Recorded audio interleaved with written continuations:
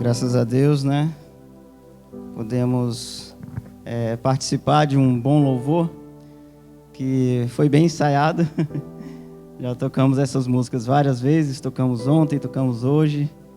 E é motivo de muita alegria estarmos reunidos na casa de Deus para louvarmos juntos, engrandecer o nome de Deus e também compartilhar da sua palavra juntos, que isso é muito importante.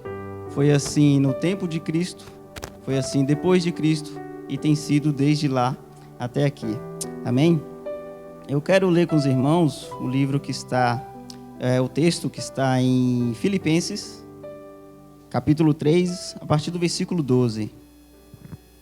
Não que já a tenha alcançado ou que seja perfeito, mas prossigo para alcançar aquilo para o que fui também preso por Cristo Jesus. Irmãos, quanto a mim, não julgo que o haja alcançado, mas há uma coisa a que faço, e é que, esquecendo-me das coisas que para trás ficam e avançando para as que estão diante de mim, prossigo para o alvo, pelo prêmio da soberana vocação de Deus em Cristo Jesus. Pelo que somos, quantos já somos perfeitos, sintamos isso mesmo, e se sintais alguma coisa de outra maneira, também Deus vos revelará. Mas naquilo a que já chegamos, andemos segundo a mesma regra e sintamos o mesmo. Amém? Até aqui. Curve sua cabeça nesse momento. Senhor Deus e Pai, nós entramos em Ti mais uma vez em oração, Senhor. Te louvando e agradecendo pela oportunidade que temos de nos reunirmos, Senhor, em comunhão, em afeto, e louvarmos grandemente e perfeitamente o Teu nome, Senhor, é a nossa vontade. Por isso pedimos, Deus, que Tu esteja conosco nesse momento da palavra. Que o Espírito Santo venha revelar as coisas que são do Espírito, as coisas que vêm da parte de Deus. Ministra os nossos corações e fala conosco, em nome de Jesus. Amém.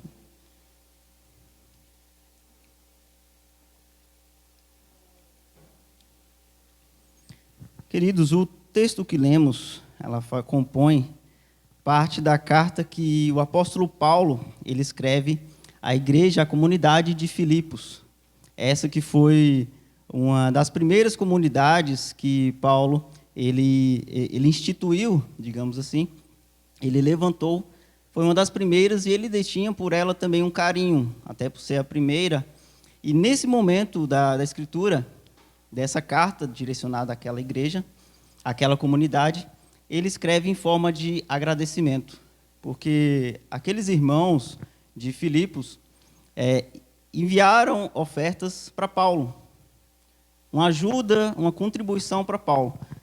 No momento em que o apóstolo ele escreve essa carta, ele estava preso.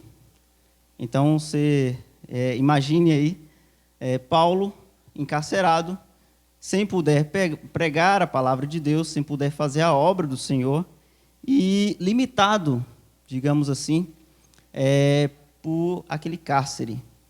Então, Paulo, em seu coração, em forma de agradecimento, grato por aquela igreja, escreve essa carta, que foi importante para aquela igreja, contendo um conteúdo que trouxesse incentivo àqueles irmãos e agradecesse. Porque aquele irmão a que levou o dito Epafrodito, se não me falha a memória, ele ficou doente nesse interim. E Paulo louva a vida daquele irmão, louva a vida daquela igreja, porque no momento de cárcere, no momento de prisão, eles puderam ajudar, puderam trazer um auxílio. E olhando para a vida de Paulo, conhecendo a quem Paulo é, nós podemos imaginar como era a forma de prisão, como ele ficava detido. Paulo, ele sempre muito ativo, mesmo antes da sua conversão, ele sempre muito ativo, ele era um homem ao extremo. Paulo, no momento antes da sua conversão, ele perseguia os cristãos. Então, ele era religioso ao extremo. Quando ele passa a servir Cristo, ele tem a sua conversão, ele também serve Cristo ao extremo. E é nisso e sobre isso que ele fala aqui nessa carta. Nós vamos ver trecho em que ele escreveu que ele preferiria ou não importaria-se de morrer para estar com Cristo, pelo grande amor com que ele tinha.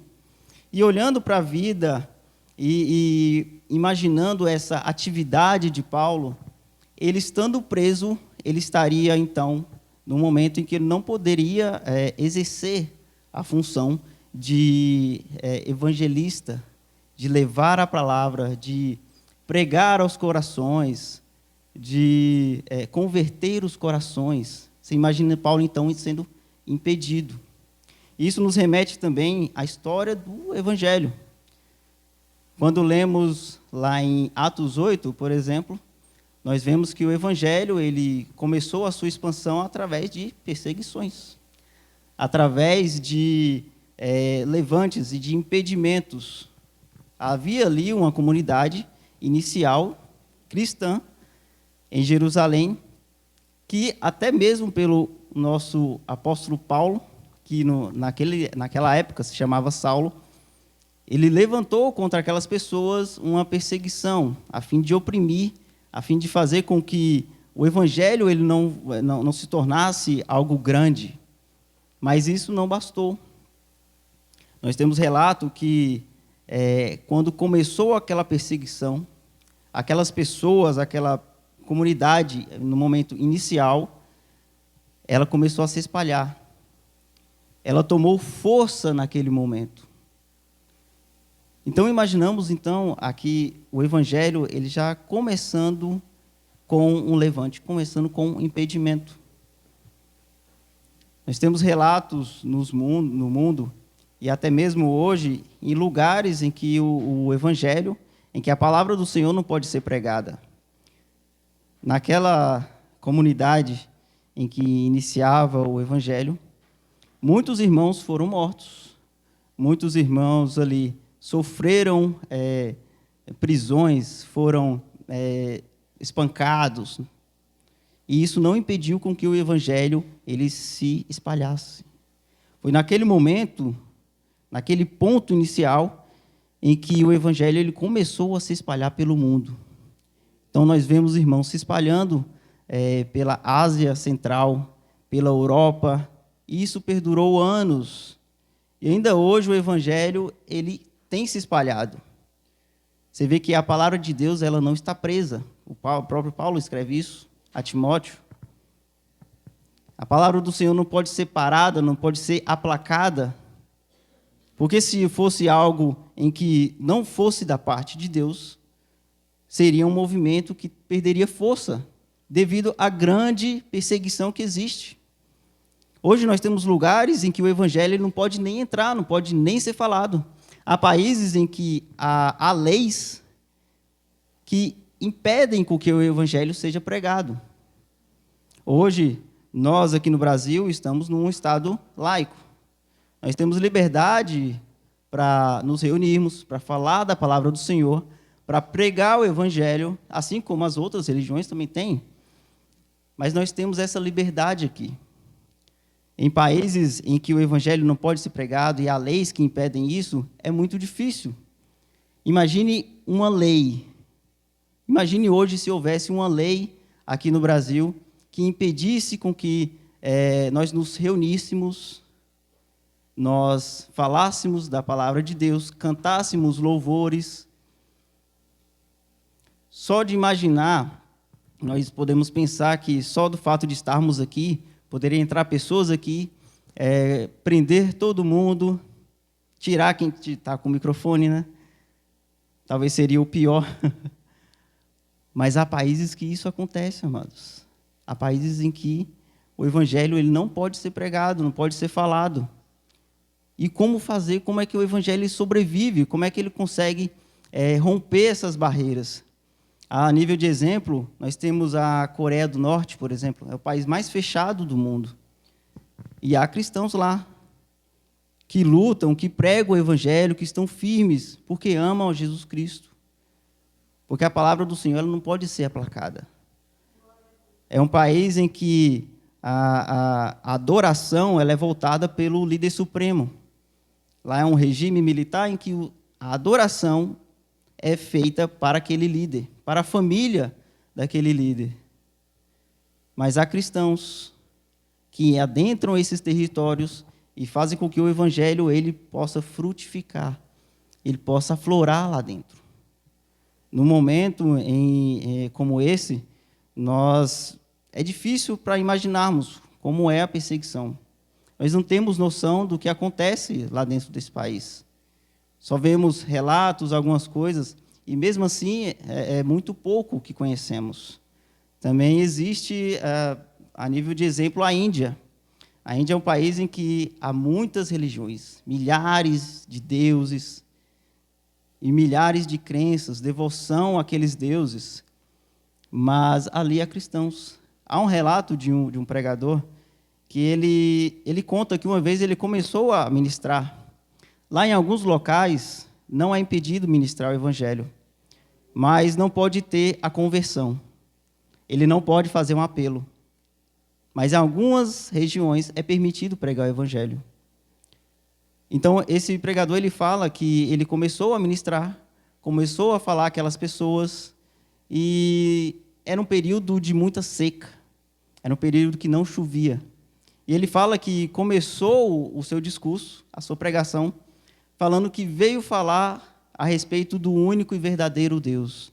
O Deus que é poderoso, o Deus que pode tudo. E enquanto ele falava, ele ministrava, naquela região começou a chover. Então você imagina no momento em que aquele homem ele começa a falar da palavra de Deus, que havia vários meses que não chovia, começou a chover. E várias pessoas, ele conta que começaram a se reunir em volta dele. E naquele momento, naquela reunião, a gente está acostumado com o termo, naquela aglomeração, algumas pessoas que estavam com esse pregador, elas rapidamente o pegaram e correram dali. Porque se se permanecessem ali, haveria essa comoção, esse pedido de conversão, para que aquelas pessoas que ali começavam a se juntar, elas se reunissem, elas queriam servir esse verdadeiro e único Deus que ele começou a falar. O Deus que fez com que chovesse naquele lugar. Então, para que não houvesse esse perigo das autoridades daquela região prendesse aquele pregador ou fizesse algo ruim com ele, eles fugiram dali. Mas são locais que são difíceis de pregar a palavra. E há pessoas, graças a Deus, há pessoas hoje que adentram esses locais, rompem essas barreiras, levam a palavra do Senhor àqueles corações. Eu contei uma vez, foi logo antes de eu vir, numa quinta-feira aqui, em que eu também ia ministrar, que eu vi um relato de uma pessoa, uma mulher que fugiu, se eu não me engano, era Coreia do Norte também. E ela contava como era o regime, como era impedido aquele lugar, como era privado, como eles tinham várias privações. E ela contava, e no momento em que ela contava aquilo, ela relembrava do que ela tinha passado, das prisões, dos espancamentos, e ela começava a chorar na entrevista, porque remetia tudo àquela memória. Então, são lugares que precisam cada vez mais de Cristo. São lugares que precisam da nossa oração. Aquelas pessoas, os nossos irmãos cristãos, que estão dentro desses países, que estão abrindo caminho para o Evangelho, carecem da nossa oração, carecem do nosso respeito, da nossa ajuda. Por isso que há tantos planos missionários que carecem de contribuição. Então precisamos ajudar essas pessoas. Precisamos fazer com que o Evangelho ele rompa essas barreiras. E o Evangelho ele não para de crescer, ele não para de se espalhar.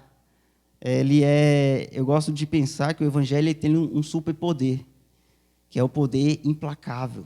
Ele não pode ser parado. O poder de Deus não pode ser parado. Não pode ser aplacável, ele é implacável. Esse é o superpoder do Evangelho. Como explicar uma mensagem de vida, mas uma mensagem que, mesmo sofrendo tantos levantes, tantos impedimentos, continua perdurando, continuam avançando. Como explicar? É Deus. É o plano de Deus, é a vontade de Deus. E no momento que eu pensava nesse termo, implacável, aí me remeteu àquele filme, né? Busca Implacável. Alguns dos irmãos eles conhecem. Mas para os que não conhecem, é a respeito de um homem que tem a sua família sequestrada. E esse homem rompe em busca dessas pessoas, de seus familiares, para encontrá-la, encontrar essa família. E o que ele faz é excepcional, que ele é imparável, até que ele consiga o seu objetivo de encontrar a sua filha, encontrar a sua mulher.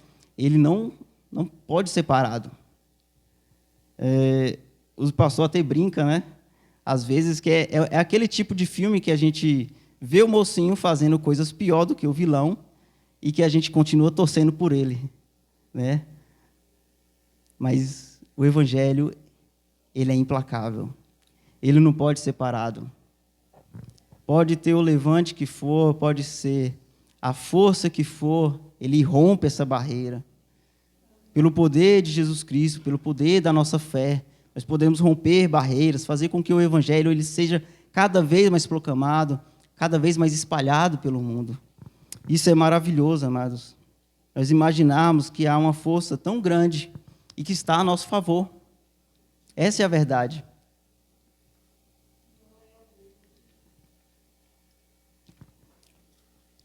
E voltando para o nosso querido amigo Paulo, nosso personagem Paulo, no momento de sua prisão, ele estava impedido de pregar a palavra, sim, de fazer suas viagens, que a gente sabe que Paulo ele gosta de passear, né? Ele é um homem que fez várias viagens, que instituiu várias comunidades ali na sua região, mas que também, em sua prisão, ele não podia deixar que o Evangelho ele ficasse parado. E o que nós, ao lermos essa carta aos Filipenses, notamos é que mesmo ali, mesmo impedido, encarcerado, a palavra do Senhor não ficava presa. Não era permitido que Paulo ele sossegasse em fazer a obra de Deus. Ele foi chamado para isso. Ele foi resgatado para isso. Ele foi tirado de um momento ou de uma vida de destaque que ele tinha em sua fé anterior e colocado agora como um perseguido.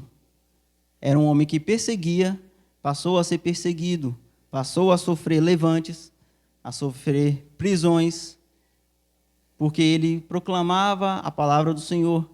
E mesmo aqui, nesse momento, em cárcere, ele não deixava que a palavra do Senhor, que a obra do Senhor, ela parasse em sua vida. Se nós formos ler, nesse mesmo livro, nessa carta que ele escreve, no capítulo 1, versículo 12, ele diz: "E quero, irmãos, que saibais que as coisas que me aconteceram contribuíram para maior proveito do Evangelho. De maneira que as minhas prisões em Cristo foram manifestas por toda a guarda pretoriana e por todos os demais lugares, e muitos dos irmãos no Senhor, tomando do ânimo com as minhas prisões, ousam falar a palavra mais confiadamente, sem temor." Paulo ele dava o exemplo de como se portar em meio às prisões, em meio aos impedimentos. Você vê que mesmo a guarda pretoriana, eles identificavam que, poxa, esse homem, ele curte Jesus. Ele realmente acredita nesse Jesus. Ele realmente acreditam que ele é o Salvador, porque depois de tudo que ele tem sofrido, depois de tudo que ele tem passado, em tantos lugares, e mesmo que agora, sendo espancado, sendo preso, ele continua com sua fé inabalável. Então, Paulo, ele é o homem que dava um exemplo. E esse exemplo de Paulo, em estar firme no Evangelho, em estar pregando a palavra, em estar escrevendo suas cartas, em se manter fiel a Cristo, passava a imagem de que o Evangelho ele não poderia ser parado. Que os irmãos, notando isso, viam em Paulo a força que ele tinha e mais confiadamente, como o texto nos diz, mais confiadamente da palavra de Deus. Ele escreve, como eu já citei, escreve a Timóteo que a palavra não está presa. Então, mesmo que nós, hoje, sofrendo nossas prisões, os levantes, com todas as nossas dificuldades, nós não venhamos nos abater. Não venhamos a nos sentir abandonados. Porque Paulo aqui, nesse momento, talvez, se fosse qualquer outra pessoa, poderia imaginar, mas eu tenho servido a esse Deus por tanto tempo, de forma de que Ele se agrada, e tem acontecido isso comigo. Tenho sido levado a prisões, tenho sido impedido. Mas a atitude de Paulo ela é diferente da comum. Talvez isso poderia acontecer conosco. É o que acontece com alguns irmãos que, depois de sofrer alguma dificuldade, passar por um momento de luta, de batalha, às vezes questiona a Deus. Senhor, mas por que isso aconteceu? Por que isso está acontecendo? Alguns até abandonam a fé, deixam de vir à igreja, deixam de louvar ao Senhor. Mas que nós possamos perceber, amados, que esse não é o caminho. O caminho que nós temos, que nós seguimos, é Cristo. Devemos olhar para Ele. Paulo, ele via Cristo, ele olhava, o seu alvo era Cristo. Eu assisti há alguns dias um filme com a minha mãe sobre a história de Paulo. Alguns irmãos podem conhecer Paulo, o apóstolo de Cristo. E no momento em que havia o personagem Tiago, queria escrever sobre a história dele, a preocupação de Paulo era que isso pudesse passar a imagem de que ele era maior que Cristo. E ele se recusa a ditar a sua vida com medo do que pudesse acontecer, com medo de que a sua mensagem, a sua maneira de viver, pudesse passar a imagem de que ele poderia se assemelhar, que ele poderia fazer mais que Cristo. E ele não queria isso. A vontade de Paulo era que Cristo fosse maior em tudo, que Cristo fosse exaltado em tudo, em sua vida. Esse é o nosso desejo, esse deve ser o nosso desejo. Buscarmos, independente de qualquer dificuldade, de qualquer coisa, buscarmos a Cristo. Nos mantermos firmes em Cristo, porque Ele é o caminho, Ele é a verdade, Ele é vida. E nós precisamos ter essa confiança, essa convicção, sermos convictos, né, Ednilson? Sempre que eu falo essa palavra, eu lembro de Ednilson. Sermos convictos no Senhor, acreditando na sua vontade, acreditando na força que o Senhor tem. Porque Ele nos resgatou, amados, nos resgatou de um monturo. Nós não éramos nada, hoje em dia nós temos uma herança. Hoje em dia nós podemos glorificar a Cristo porque nós somos chamados a fazermos parte da sua família. Então a nossa alegria ela é plena. A nossa vontade não é mais nossa, mas é a vontade do Senhor. E toda glória e honra nós não merecemos, mas toda glória e honra deve ser dada a Cristo Jesus. Porque é dele, por ele, para ele são todas as coisas. Paulo, ele entendia isso. Nós precisamos entender também. Confiarmos plenamente nisso. Estarmos focados. Paulo, ele fala aqui de alvo, prossigo para o alvo. Quando nós imaginamos aquele dardo, né, lançado para o alvo, ele só tem um caminho. Ele vai direto no alvo.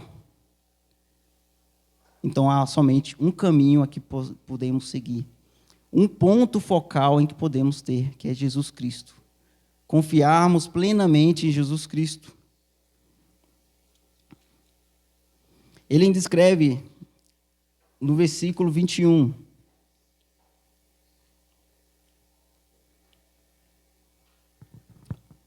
Capítulo 1, versículo 21. Eu vou ler até desde o 19.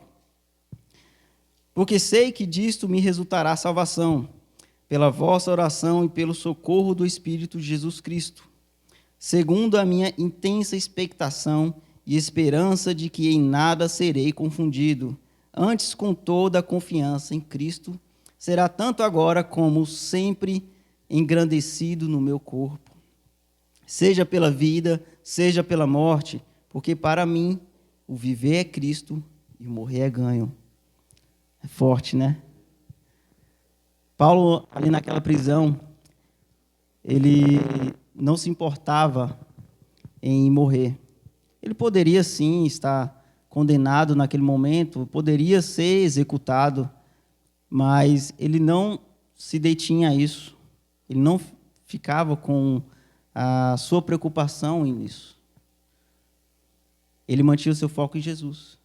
Então, o pensamento de Paulo, quando ele escreve isso, é: se eu estou em vida, se eu estou vivendo, eu vou servir a Cristo. Vou fazer a vontade de Cristo. Obedecê-lo, segui-lo, independente de tudo. Mas se eu morrer, eu vou estar com Cristo. Eu vou estar com meu Salvador.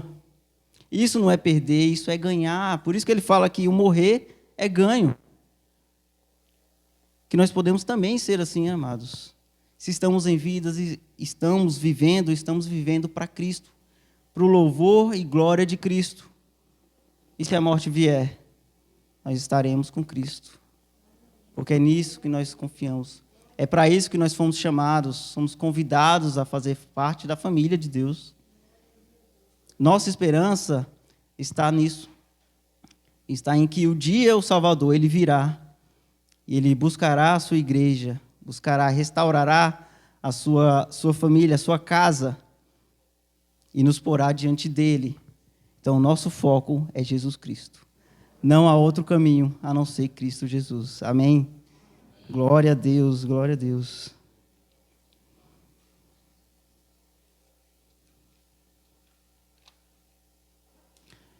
Sabendo disso e tendo nossa confiança em Cristo, o que nos resta então é continuar.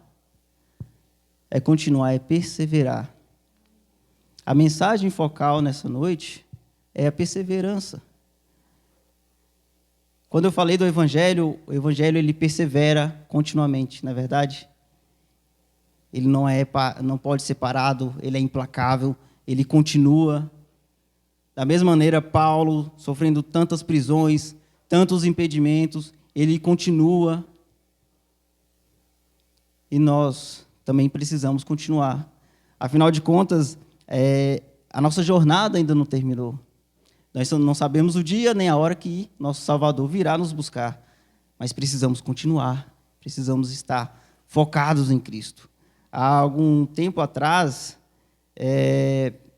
estava acontecendo as Olimpíadas, né? E há um esporte nas Olimpíadas em que eu admiro muito, que é o triatlon. Para quem não sabe, o triatlon é uma prova, uma modalidade em que há 3 distintas categorias em que o atleta ele deve fazer. Ele tem que nadar, são 1.500 metros, se eu não me engano. Ele tem que pedalar, são mais de 100 quilômetros, eu não me lembro agora. Mas ele tem que correr também. Então, são 3 modalidades diferentes. Imagine o preparo que essa pessoa deve ter. Não é verdade? O preparo deve ser colocar o seu corpo ao extremo. Deve fazer o impossível acontecer ali. Imagine você nadar 1.500 metros, 1,5 km. Depois você tem que pedalar, depois que você tem que correr ainda. E nisso você não tem um tempo assim. Você deve procurar fazer no menor tempo possível. Afinal de contas, você está numa competição. Não é verdade? Você tem ali uma chegada, você quer ser o primeiro. Trazendo para a nossa linha de raciocínio agora, nós não temos essa competição. O que nós buscamos é simplesmente cumprir a prova, terminar a carreira, né? Poder cumprir, pelo menos terminar. Se eu participasse de um esporte desse, poderia chegar em último. Mas se eu terminasse essa prova, eu ficaria muito feliz. Porque eu imagino o preparo, você treinar todo dia as mesmas coisas, para que o seu corpo ele possa suportar o momento da prova. Trazendo para o nosso pensamento cristão, não é diferente. Nós precisamos também estarmos preparados para a jornada. Afinal de contas, ela não terminou, não sabemos o dia, não sabemos a hora, mas um dia ela se findará, né? Vamos viver em um corpo de glória, seremos felizes junto com o Mestre, mas isso exige preparo, amados. Nós precisamos estar preparados.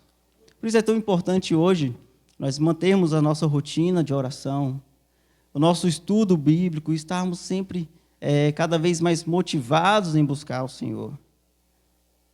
É persistência, é continuar, mantermos o nosso objetivo no Senhor.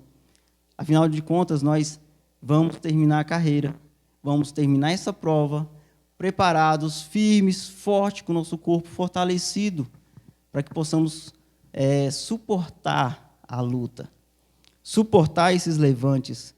Porque o que nós vimos é que nós temos exemplos de prova, nós temos exemplos de sobra de pessoas que foram e estão sendo persistentes, estão continuando. Quando Paulo ele escreve no texto que lemos, que ele prossegue. Antes disso, versículo 13: quanto a mim, não julgo que haja alcançado, mas uma coisa faço, esquecendo-me das coisas que para trás ficam. Então, o que importa é que o que está na minha frente. É para isso que eu vou seguir, para isso que eu vou alcançar, é para isso que eu vou buscar, é o que está na minha frente. E o que está na minha frente é Cristo. O que está na minha frente é o que importa. Então, meu passado de luta, meu passado, eles vão servir como experiência.